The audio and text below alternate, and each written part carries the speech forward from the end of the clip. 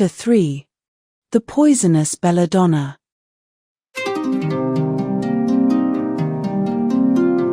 Witch. Witch. Witch. Pagan, heartless whore.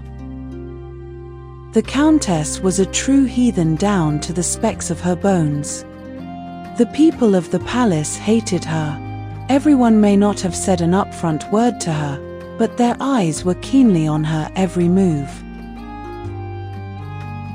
Just a few moons after she entered the picture, church funds were decreased, and even Queen Isidora's prayer room and chapel were closed, bolted with the keys hidden away to be forgotten. Holy images of the saints, the Virgin Mary, and Christ were gone and placed in a cold, dark room on the tallest tower of the palace.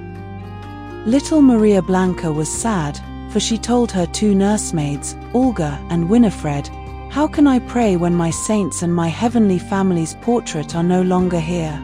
Tears then flowed down her pale cheeks. The two nursemaids soothed her sorrows and told her that, no matter what, God would still hear her prayer.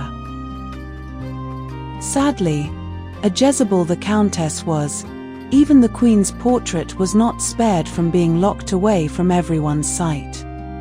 With everyone's frustration, King Arnulf had not given an eye on the matter as he drowned his head with more work, his hauntings, and countless political travels away from the palace, away from his little Maria Blanca. Poor little princess, indeed, was now a puppet to her wicked aunt. Loathing against Countess Gertrude was looming on the palace ceiling, yet she cared less. It is better to be feared than to be admired through goodness. The Countess always said this in her head, for kindness is such a weak virtue.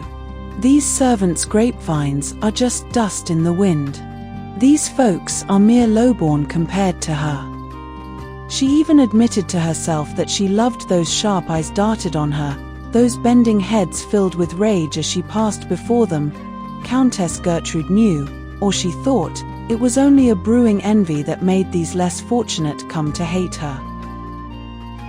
"I, truly, am the incomparable beauty, a beauty amongst all beauty," she declared, always in front of her beloved looking-glass.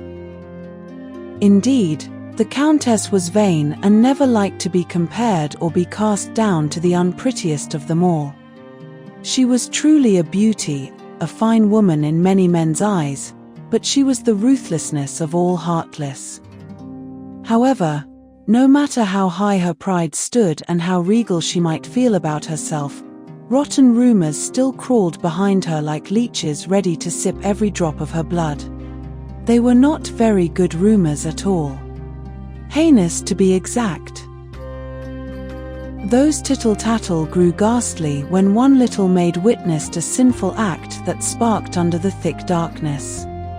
This maid was hiding away from little Maria Blanca, for they were playing hide-and-seek. Inside a large yet dark winery, the maid hid behind the rows of wine barrels as she waited for the little princess to find her. While she crouched and stayed invisible, she heard strange whimpering and scuffles from a distance. The maid was as curious as the cat, and immediately followed the noise. As soon as she discovered what the fuss was about, she immediately regretted discovering it. She felt nauseous and would have liked to faint there and then. On a very dark corner of the winery, behind taller wine barrels, there she saw Countess Gertrude doing sexual acts with one of the king's advisors.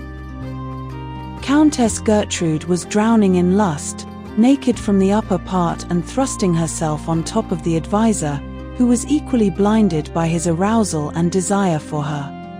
Her moans were like the howls of a hungry wolf, and the sounds of the unceasing sex had traumatized the poor maid.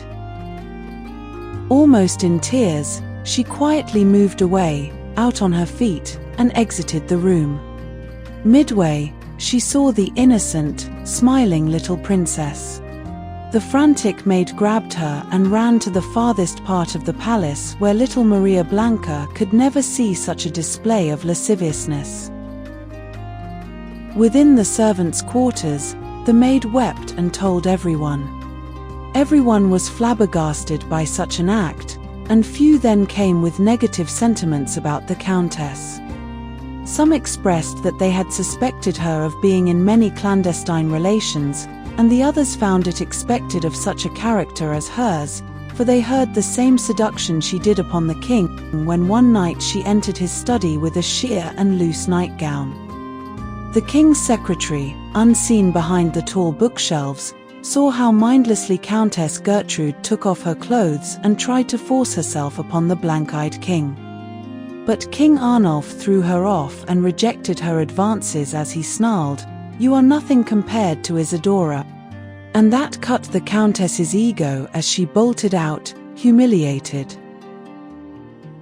Because of shame, Countess Gertrude vowed on top of her lungs to make King Arnulf pay for what he had done. "No one dares to reject me," she grunted between gritted teeth.